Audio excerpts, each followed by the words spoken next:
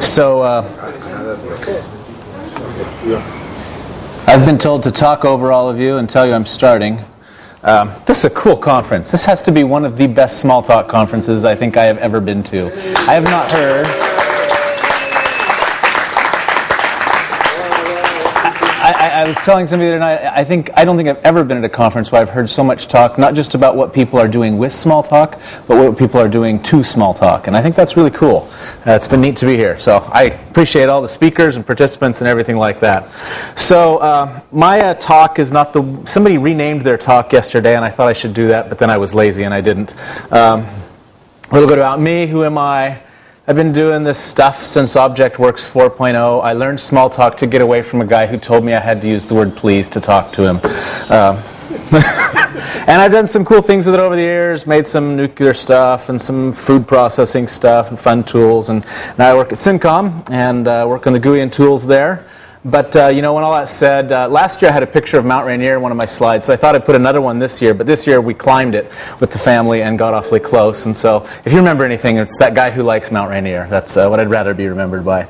A great big mountain, 14,000 feet, running pushing 5,000 meters, I think. Tall place.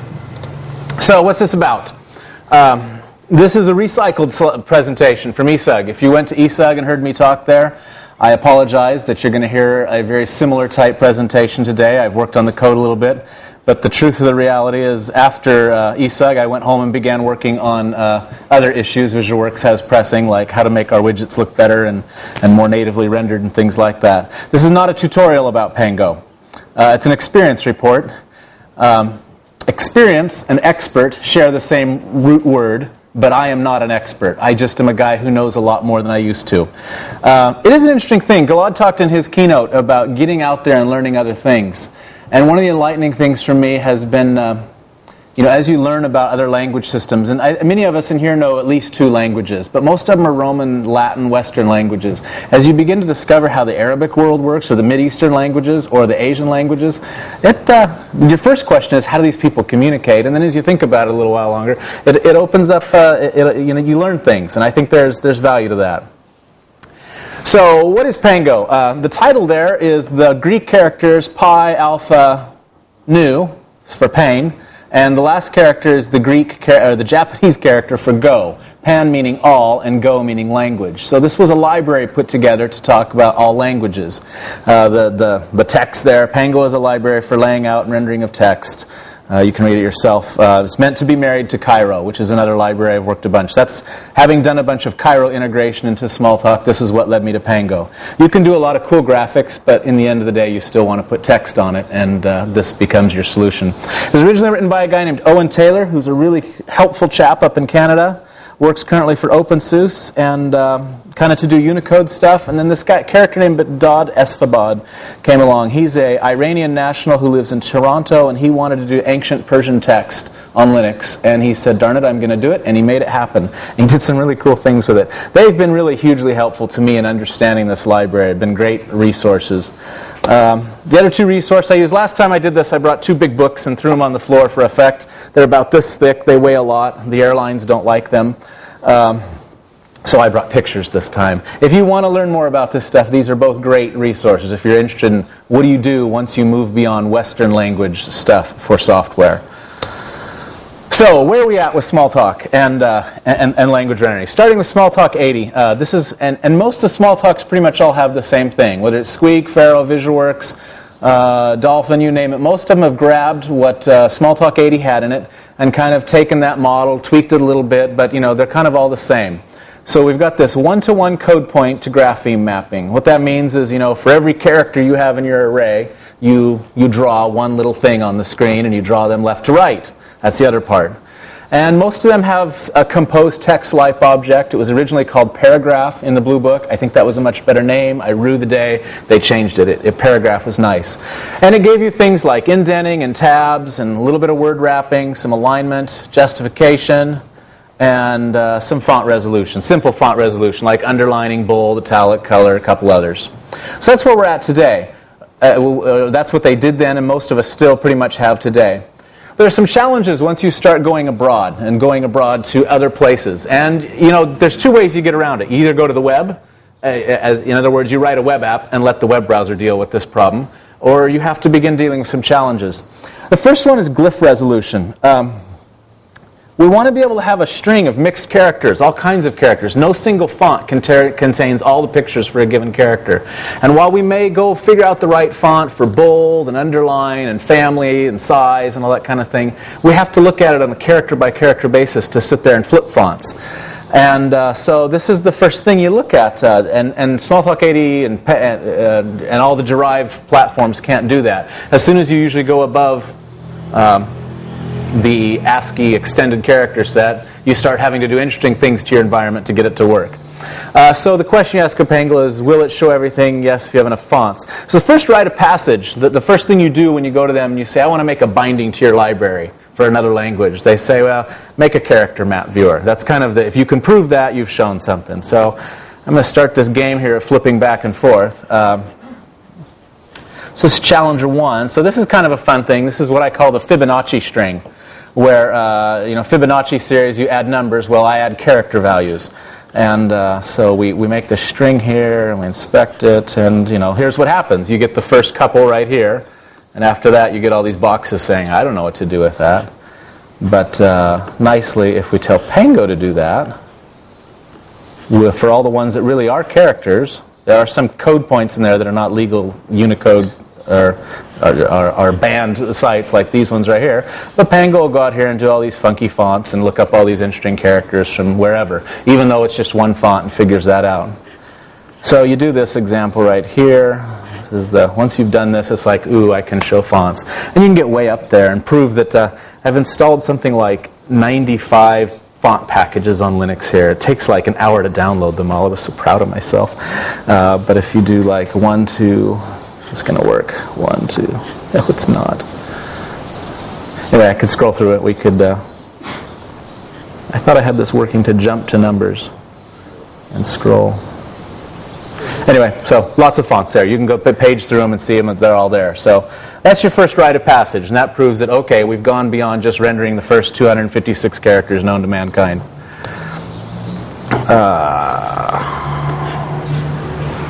So challenge 2. Anybody care to try to read that? First show Hebrew to name a few. So these are some of the things that as you go into the Middle East, they like to write backwards. And when you do their characters in the wrong direction, it looks like chicken scratch. But if you do it in the right direction, it actually looks kind of beautiful. And so this is a picture's worth 1,000 words is what the second line says. So this is the second challenge you want to be able to do, is be able to do right to left rendering, not just left to right rendering. So we go over here, and this is my little visualization UI. This is kind of part 2 of what they tell you to write. This is something that allows you to, get lost, and file open, test Arabic. So I'm going to increase the font size a little bit. That's a little too much. I was actually told by, I forget the fellow's name. He's a regular at these conferences, hosts that website thing right now. I was told this is actually Old Persian, not Arabic, and it's a piece of the Quran. I don't read Persian or the Quran lately, so I wouldn't recognize it, but that's what he told me.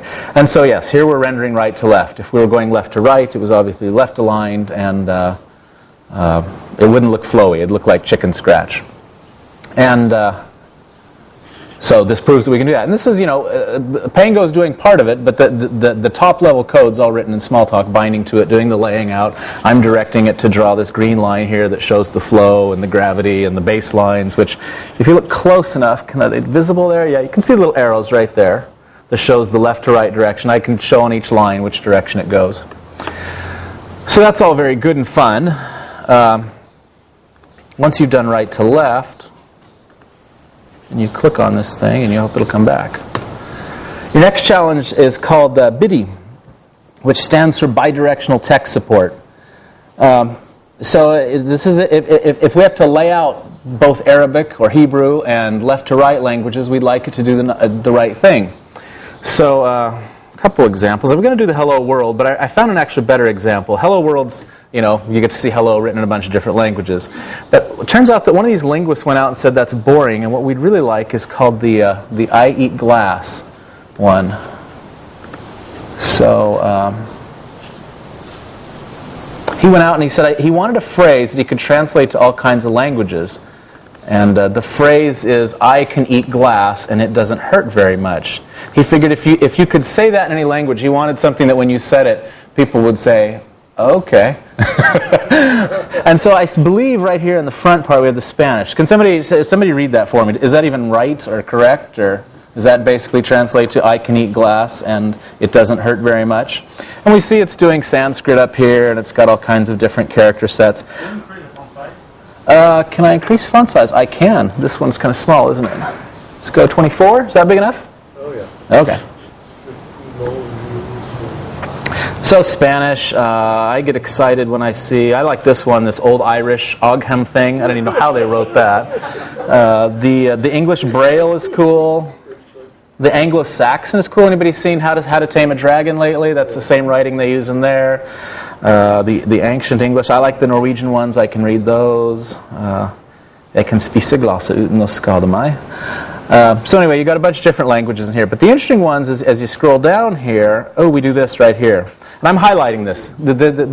This is my this particular view is put together to show how the characters are being laid out. So it's using meta information to actually describe to me what's going on. So these cyan arrows right here are showing wherever it does text reversals.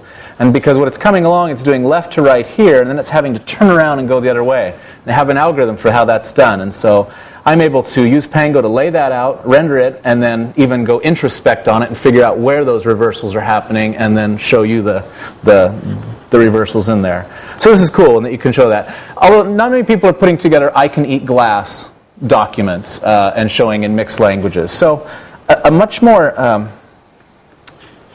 germane problem is one demonstrated by this, and it's the Arabic timestamp problem.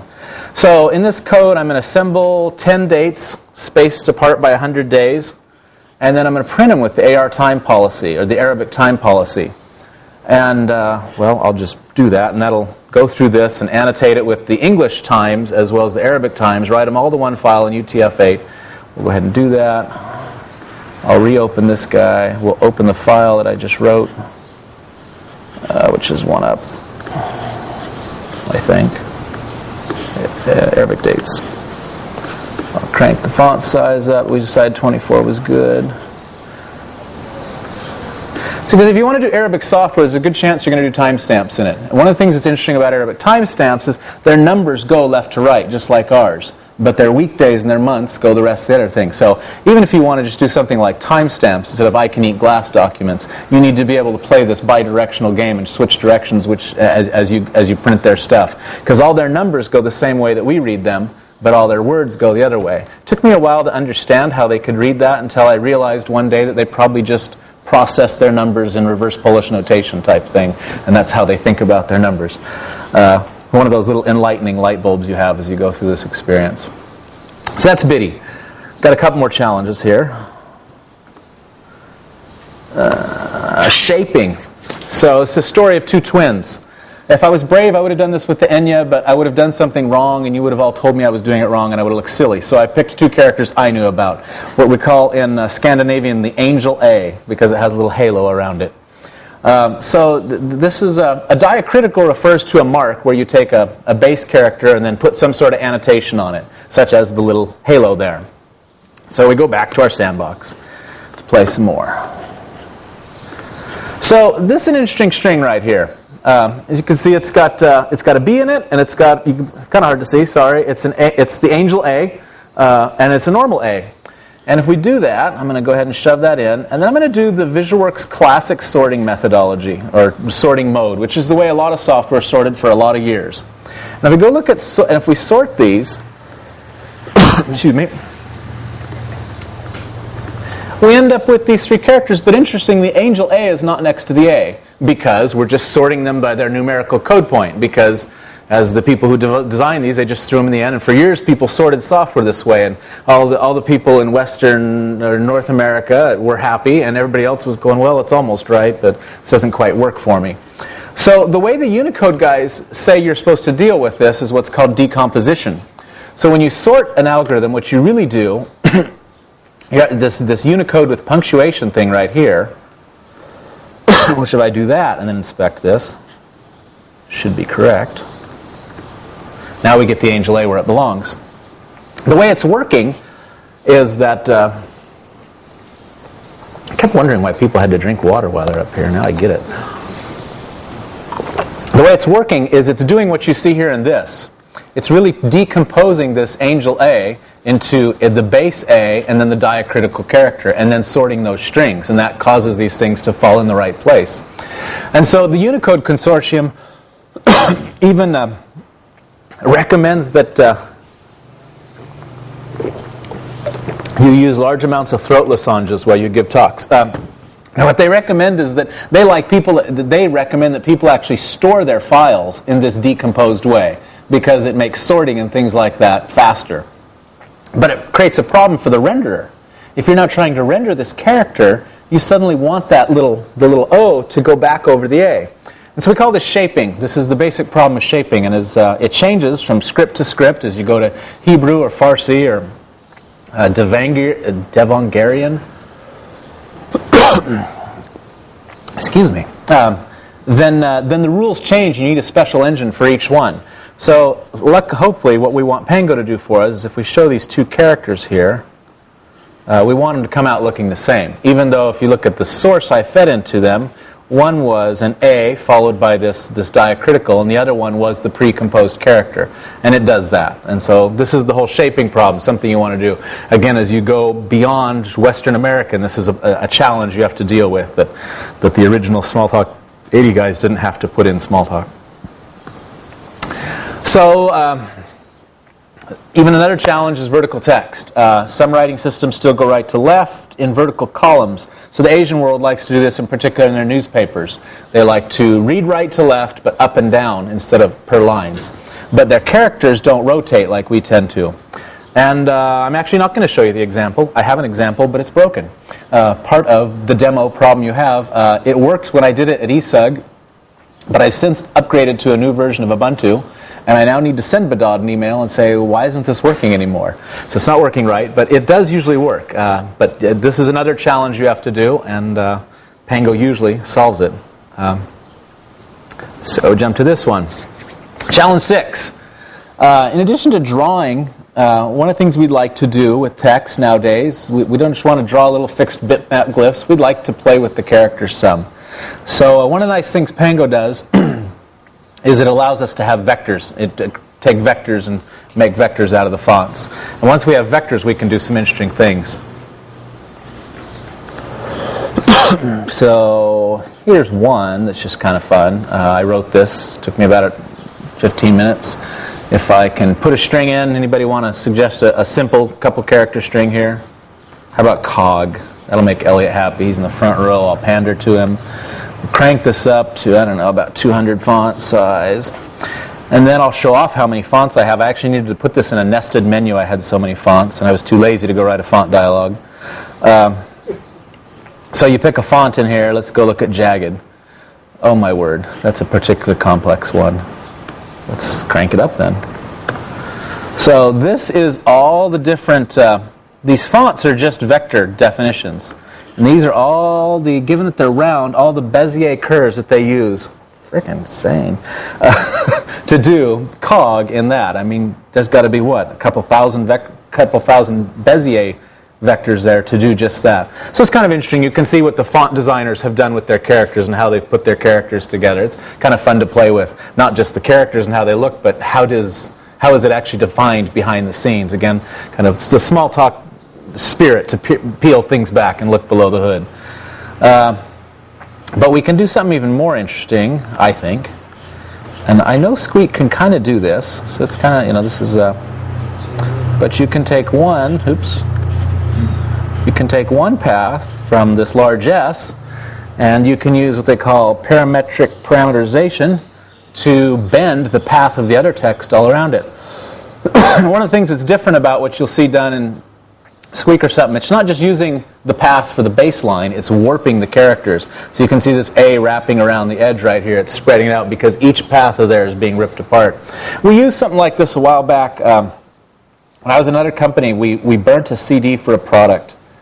And we went through a lot of work to get it all done, and they checked it off, and they told it was okay. And at the very end, they said, oh, it's got to have a README on it. So we took the contents of the README they gave us and made a spiral path and printed the README, and then we printed it on a CD label, and we wrapped it on the CD, and then we said, there's your README on the CD. It wasn't quite what they had in mind, but we thought we sure were clever and had a good time figuring out how to render the CD onto the README onto the CD. They didn't see the humor in it. I thought it was greatly funny, and it was very fulfilling. So, our last challenge. Once you've done all this stuff, for a lot of people and a lot of applications, this is enough. I've got some strings, and I want to put them on the screen. I'm now feeling good because I can use any language I want. I know it'll do the right direction, go the right up and down, do the right thing. But then you have the final rite of passage, which is, oh, did you want to interact with that string? And then you move up a whole new level. And so at that point, you have to build a real editor. And so Pango has all the support to do that. This is not what I would call necessarily a real editor, because it's far from finished, but it was kind of a sit down and see how far I could go with this to prove that I understood the APIs and the facilities it had for binding to get characters out of it. So I can type stuff, A, B, C, D, F, and it works. The more interesting thing is I can actually embed one editor in another editor. So this is a special kind of editor for Unicode input, and I'll just enter these character codes you see on the other side. Shift enter 1161. Now watch what happens when I hit this. I don't know if that's clear enough. I don't know if you noticed it shrunk, because, and this is another example of shaping. This is Korean, and we're actually spelling out the word Korean here, or the Korean language. I'll just finish it up here.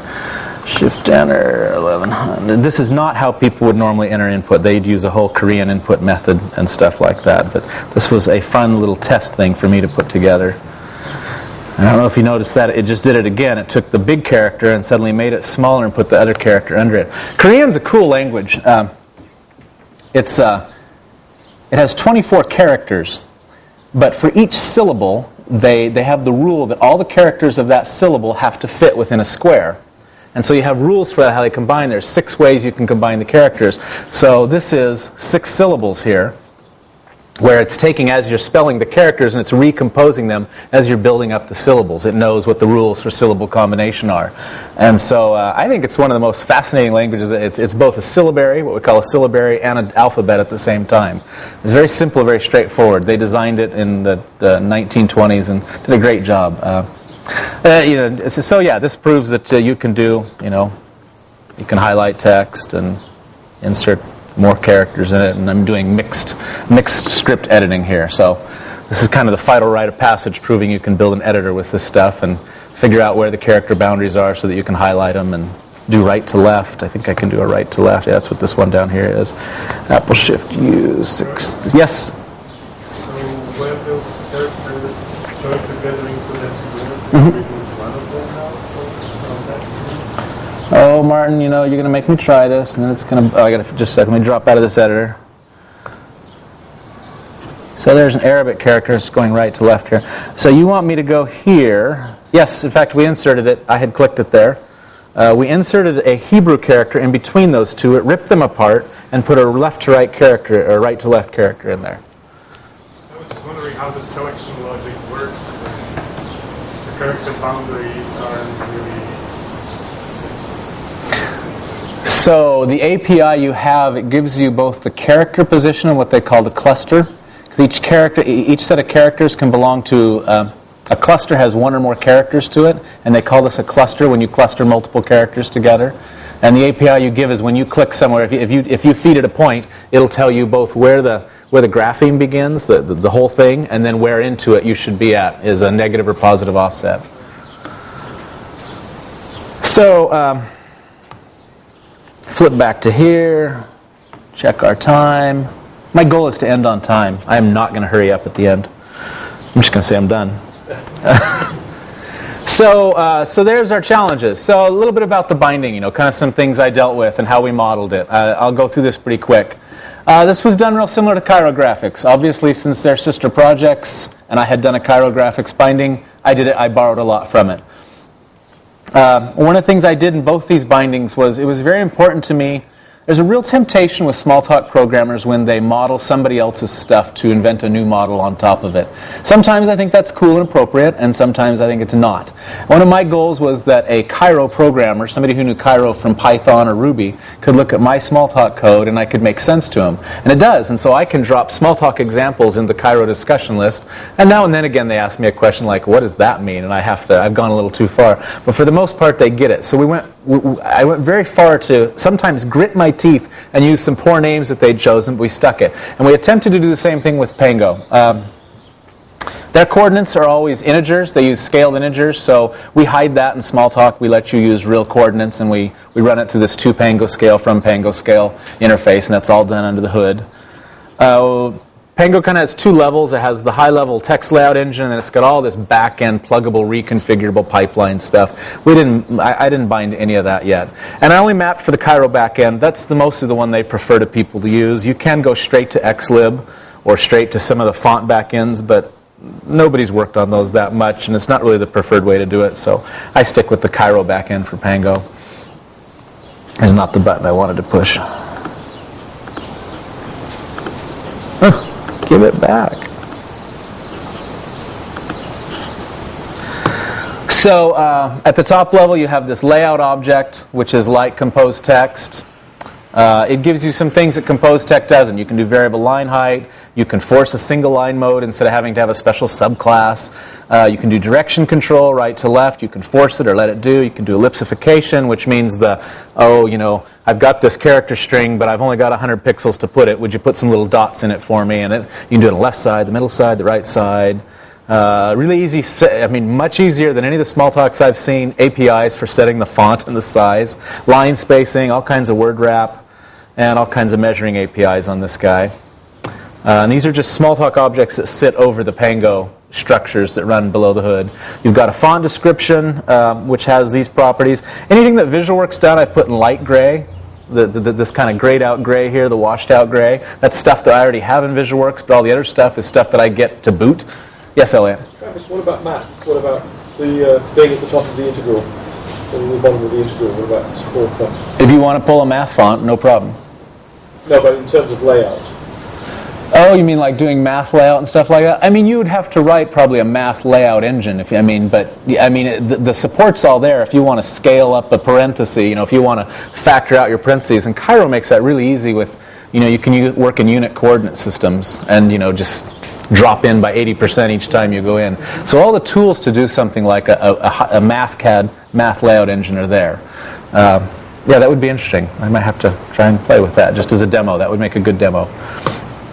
You've got these things called layout lines, which are basically like sub-layouts, windows into one line at a time. I'm going through these fast, not because I'm in a hurry and want to finish on time, but because I just don't think it's that interesting. They have iterators. And iterators are kind of handy. Normally that's kind of a no-no in Smalltalk. We don't like iterators. That makes us think of other languages. But it turns out that for this kind of stuff it's really handy, and that's partially because of one of the issues I'll show later. All the Pango stuff's UTF-8 under the hood. And when you start working with UTF-8, you discover that the wonderful array at one, next, first, it just falls apart because every element is multiply, and you need this type of pattern to access things. But it's kind of cool. You saw in that one view where I was showing all kinds of things. This is how you do that. You can get the characters, the clusters, and introspect on which direction they're running, get all the sizes and stuff like that. You've got tab arrays, which are a lot like arrays. Nicely, they have multiple kinds of tabs, not just left tabs, but right, center, and numeric tabs. So, and you got these attribute list things. This is how you change the colors and whether a subtext is bold or underline or something like that. So you've got this array that matches to your text, and then you have these attribute objects. And these attribute objects are like a range. You give it a start and a stop. So it's not like a run array. I find it a little more actually open, and then having to figure out where to put things, I just slap it down there.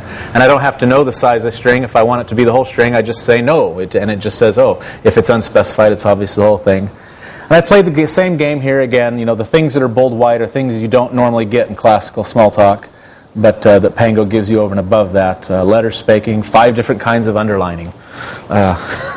which is handy for error, showing errors and stuff. Variance, which is caps, small caps. Rise, which is supercase, subcase, or superscript, subscript. One of the things that's kind of a disappointment here is having written a package called Extra Emphasis, which was this attempt to make VisualWorks emphases pluggable and extendable. One of the things you give up for that is you're locked in here by what the library can do for the most part.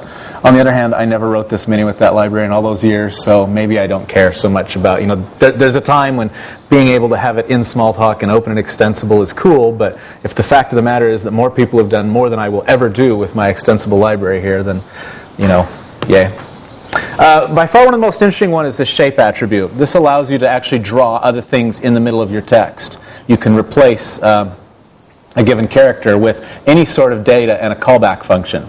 And so then you can do whatever you want. Well, yeah, this was kind of tricky to do in Smalltalk because they had the model that you attach some data to a character and then your context has this callback function that renders. So for example, your data might be SVG things, and then every time it sees that, it runs the SVG renderer. But we're Smalltalkers, we wanted something a little more flexible. We just wanted to put a block there.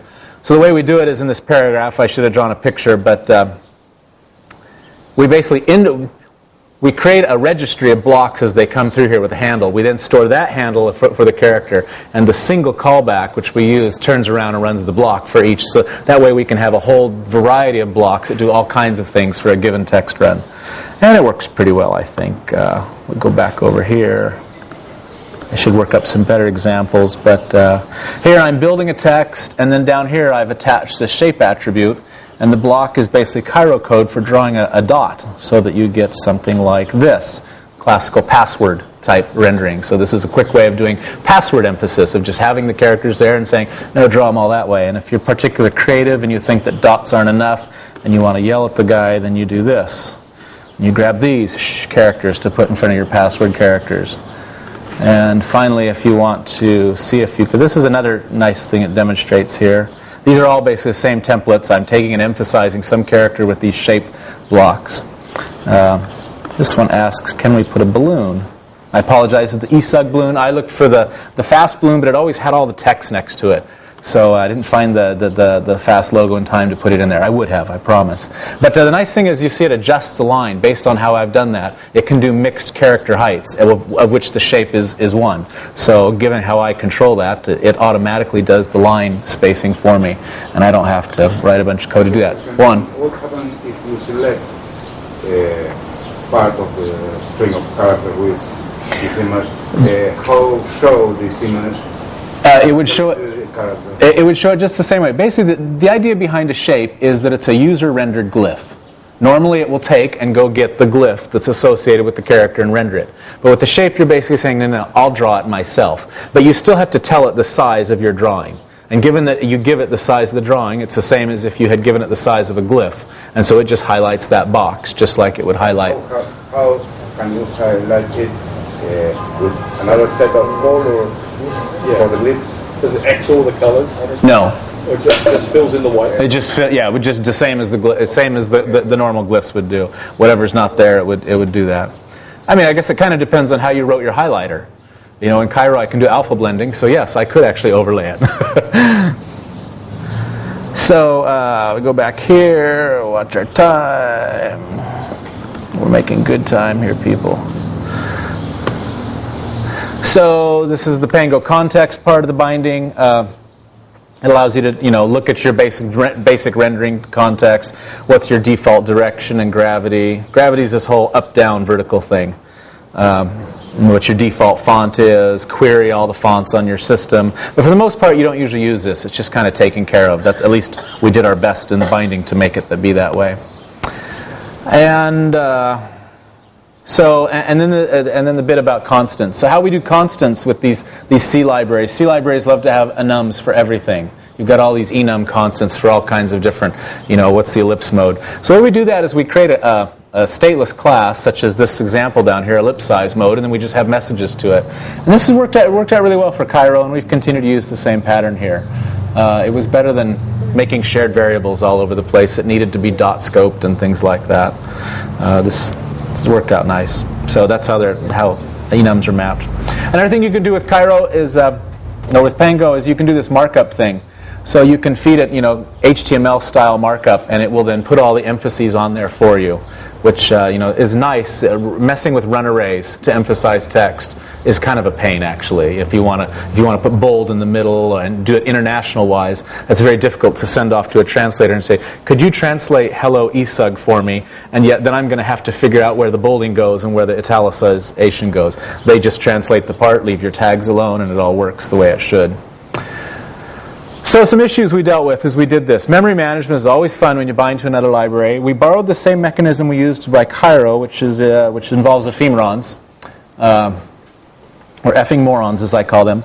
The problem we ran into with Pango, which we overcame, but that made it not as fun, is the Pango developers weren't nearly as consistent in their memory models as the Cairo guys. The Cairo guys had taken they all ref counted, and you follow this the same everywhere. So some of the Pango structures are done that way, but some of them aren't. In fact, and so we ended up freeing things we shouldn't have freed later, and sometimes that causes core dumps. So that took a while to get right, but I'm reasonably sure we've got most of it wrong. But it is, as I say at the bottom, no fun to figure out when this goes wrong. That's one of the prices you pay when you buy into these foreign libraries. I talked about UTF-8 earlier. Once you get over trying to treat it like a Smalltalk string and you go through the mental exercise of, I'll make a UTF-8 subclass string. I think everybody goes through this, and after thinking about it for a while, they realize it's rife with problems.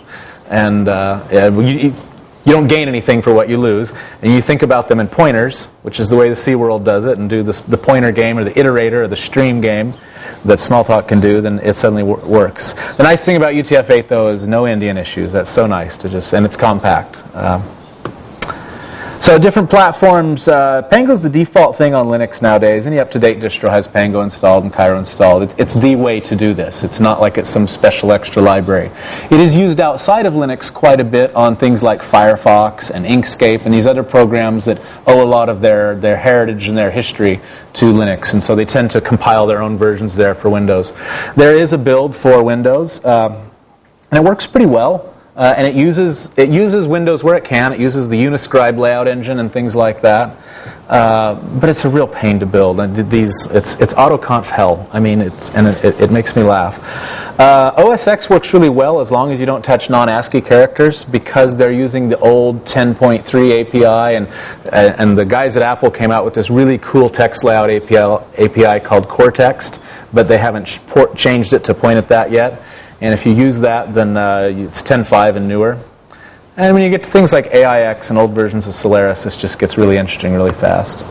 So plans, as I said, none of this today is committed product direction yet. Oh, it didn't say yet, did it? I added that, sorry. But, recognition is the first step. One of the things going through this has helped me realize is how big of an area it is, how much stuff there is to bite off. If you're gonna write a product that people can write end-user software in Asia or China, there's a bit involved to it. And it's very easy to trivialize and not realize how big a deal this is. And just the experience of doing this for me has been very enlightening and educational that way. Some observations, as I said, it's the native solution on Linux world. If we don't want to use it in the Windows world, we're going to have to use Uniscribe, and it's as good as every other Microsoft API. Which, that's dripping with sarcasm. CoreText is what we'd have to do on OS X. Great API, I've studied it a bit, but it would be yet another thing. And people have proved that you can use it on Windows and OS X. So where we'll go with this is kind of up in the air still, but learning about it and being able to, gathering information so we can decide to go somewhere with it has been the first part. People ask, why not do this? This is the Smalltalk way. Why not do this all in Smalltalk? You might be able to. I mean, the more you learn about it, you could actually consider doing it. You could take all the Pango algorithms and re-implement them in Smalltalk, or some of them. If you were Bob Westergaard, you'd write a C emulator.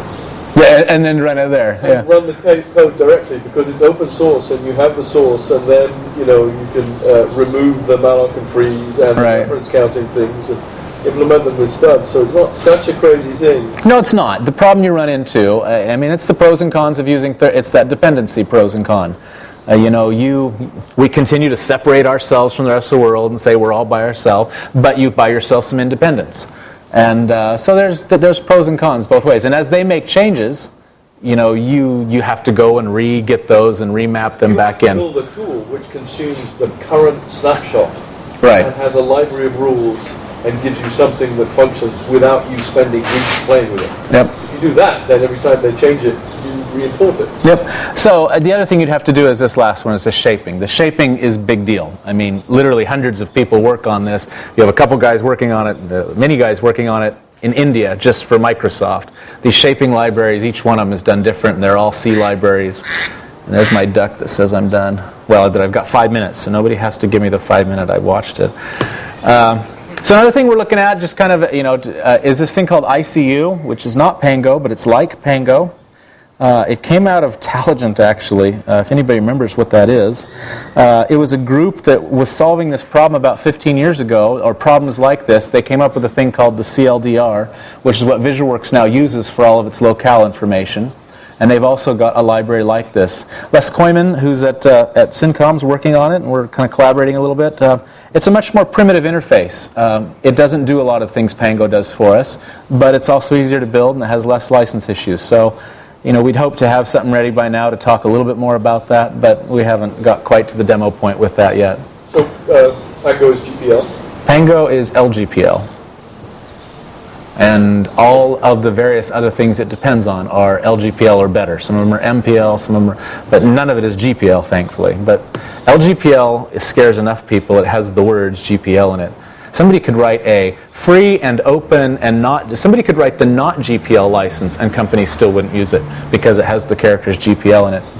So I had a demo of this before. This is my other dead demo, but because I switched versions of Linux and forgot that I don't have internet access very well here to get to our home repository, and I left the code there. I have a version of VisualWorks that replaces almost all the primitive calls to Pango calls.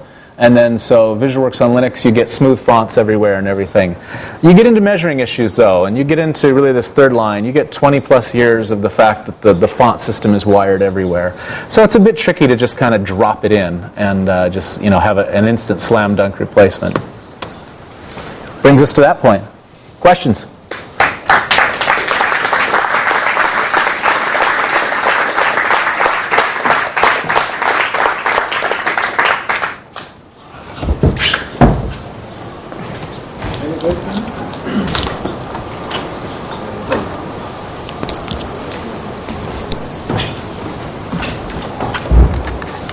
Okay, why did you call them FMRs? Just because I think it's a cute and funny name. Yeah. Oh no, I thought you had some problems you had with them. No, actually I love them. I think ephemerons are great things for managing finalization. Much, much, much better than weak arrays. I have a question. Yes, Alexander. What would be the amount of work needed for porting Cairo? To port Pango to Cairo? Probably about the same amount of work as porting the Cairo binding was. And I think people have ported the Cairo binding, and I know Martin McClure has has played with the Cairo binding for Gemstone, actually.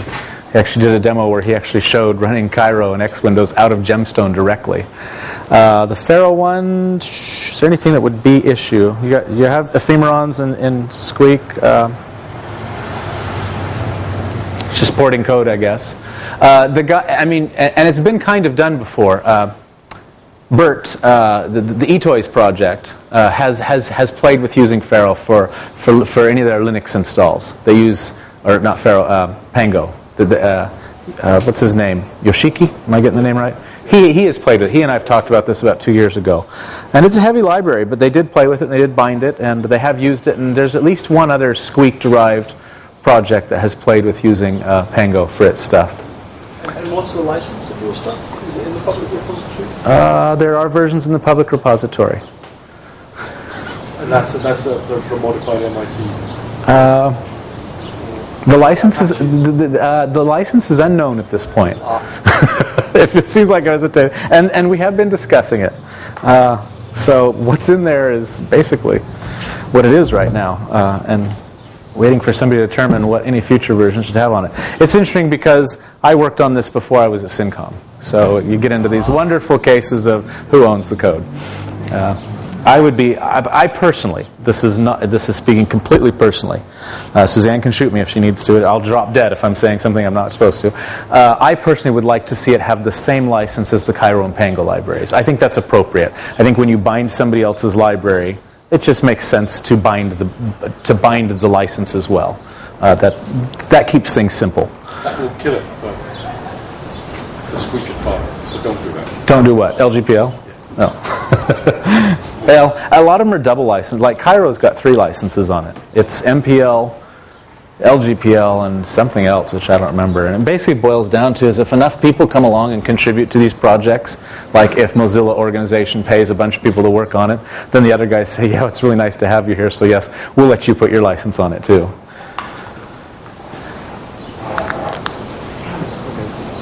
So when are you going to implement all of the strong talk flyweight glyph stuff? When am I going to implement the strong? You can do all of that stuff now. Yeah. Hold on to the object underneath the print string and stuff. Yeah. It would be fun. I'm not sure what it would get me, but it would be fun. Embed buttons in text. I can embed buttons in text right now with it.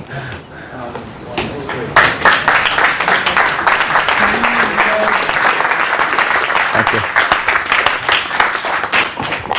Can you embed something that you can press? How do you embed buttons in text now?